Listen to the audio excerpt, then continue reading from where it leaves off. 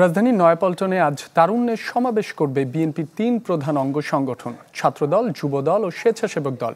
এ নিয়ে সবশেষ খবর জানাতে নয়াপল্টন থেকে যুক্ত হচ্ছেন স্বপ্নীল শাহরিয়ার শিশির। এরই মধ্যে তো নেতাকর্মীরা আসতে শুরু করেছেন, সর্বশেষ তথ্য আমাদের জানাবেন।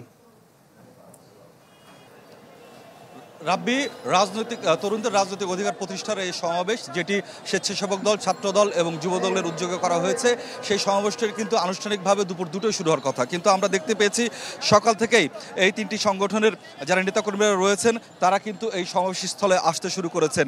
নয়াপল্টন থেকে এই মুহূর্তে প্রায় নাইটিঙ্গেল মোড় পর্যন্ত চলে এসেছে যে যারা এই অংশগ্রহণ করতে এসেছেন এই সমাবেশে তাদের ঢল। এবং নয়াপল্টন এবং এর আশপাশের কিন্তু এখন একটি উৎসবমুখর পরিবেশ বিরাজ করছে।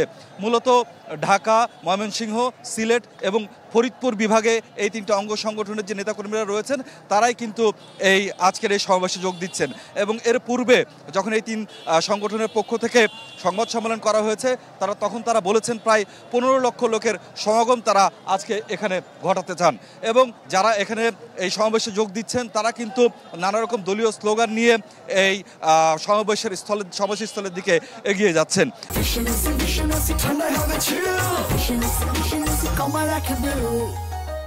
এবং বিএনপির নেতাকর্মী যারা রয়েছেন, এই 3 অঙ্গ সংগঠনের নেতাকর্মী যারা রয়েছেন তারা বলছেন একটি আধুনিক উন্নত দেশ গড়ায় তরুণরা যে ঐক্যবদ্ধ সেই বার্তাই কিন্তু তারা আজকের এই সমাবেশ থেকে দিতে চান।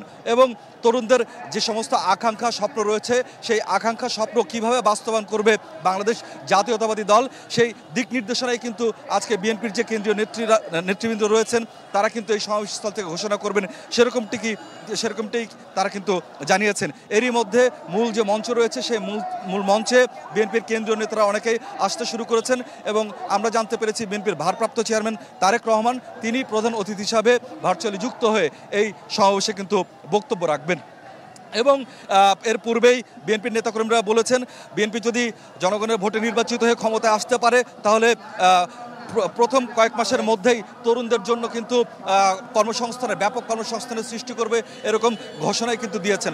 অর্থাৎ তরুণদের জন্য যে দিক নির্দেশনা, বিএনপির যে দলীয় লক্ষ্য আদর্শ, সেই কথাটাই কিন্তু এখান থেকে আজকে ফের উচ্চারিত হবে। এবং তরুণরা যে একতাবদ্ধ দেশ গড়ার ক্ষেত্রে সেই বার্তাটি কিন্তু এখানে এই 3 অঙ্গ সংগঠনের নেতাকর্মীরা দিতে যাচ্ছেন। রাব্বি, শিশির, আপনাকে ধন্যবাদ। রাজধানীর নয়াপল্টন থেকে বিএনপির তারুণ্যের সমাবেশের খবর জানাচ্ছিলেন স্বপ্নীল শাহরিয়ার শিশির।